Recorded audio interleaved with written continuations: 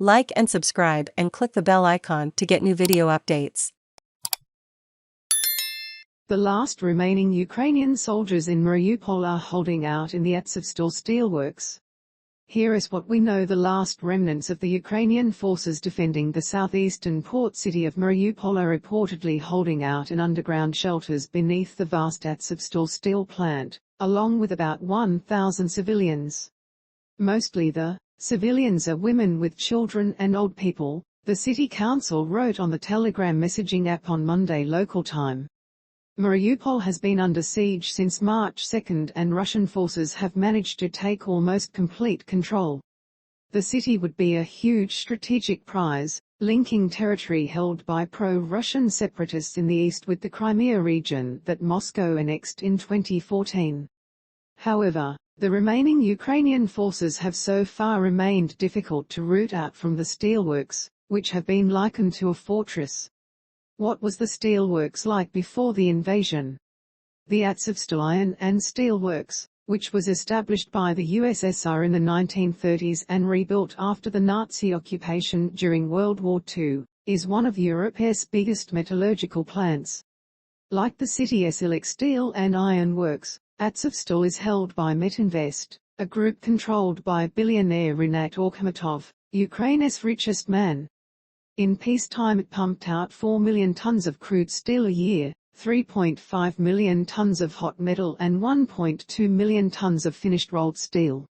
In the east of the city, devastated by weeks of shelling, the plant lies in an industrial area that looks out to the Sea of Azov and covers more than 11 square kilometers, containing myriad buildings, blast furnaces and rail tracks, all connected by a vast network of subterranean tunnels.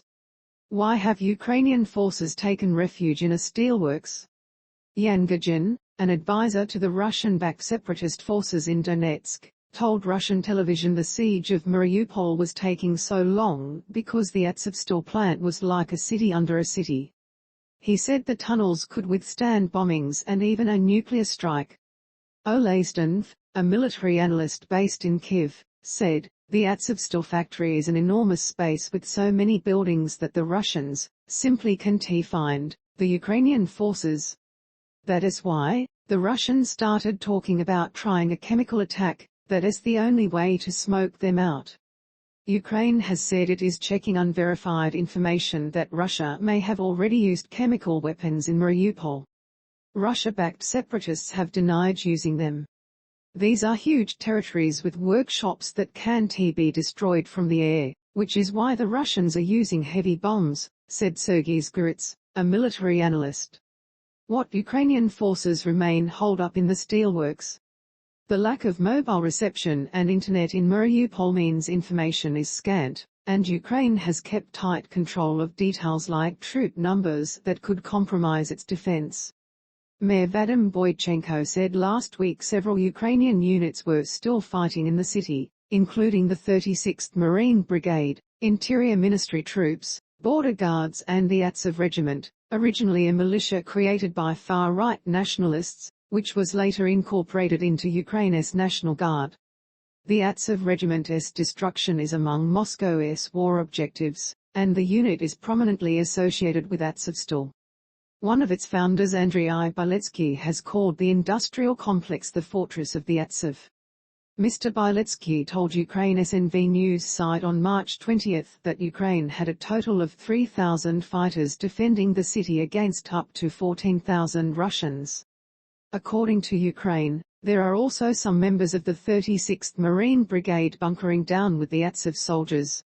The Marines were maintaining defensive positions at Mariupol's Azovmash and Zavodilivka factories until they ran out of supplies and ammunition and made a desperate attempt to break through the Russian blockade last week.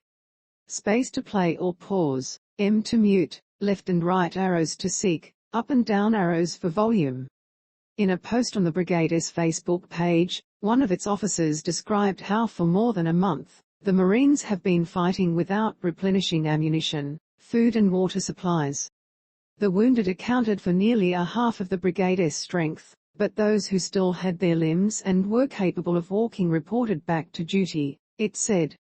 The Russian military said last week that 1,160 Marines had surrendered, a claim that could not be independently verified. Mr. Boychenko said some were captured by the Russians but others managed to join the Azov regiment. He didn't give any numbers. Read more on the Russian invasion of Ukraine. How long can the Ukrainian forces hold out there? Russia issued an ultimatum for Ukrainian forces in Mariupol to lay down their arms from 6 a.m. Moscow time on Sunday to save their lives. However, the ultimatum was ignored. Read more. Denis Prokopenko, a lieutenant colonel of the Azov regiment, said in